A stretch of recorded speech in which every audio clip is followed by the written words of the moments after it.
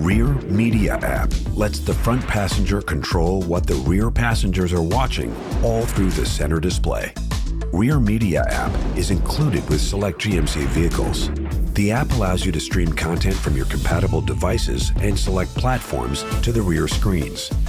With Rear Media app, rear passengers can watch content from select platforms, connect HDMI devices to use each seat screen as a display, and control it all from the front seat. With Rear Media app controls in the center display, choose different content to watch on each rear screen or sync all the rear screens to display the same content.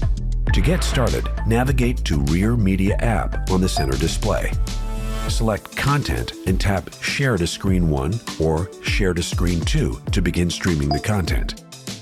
You can also play, pause, mute, lock, or turn the content off from this screen.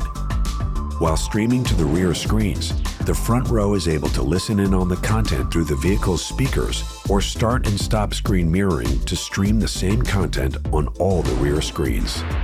Content can only be streamed to the rear screens. Be careful when browsing and selecting content via the center display. You should only operate Rear Media app when you are not driving. Keep the rear seat passengers entertained easily with Rear Media app on equipped vehicles.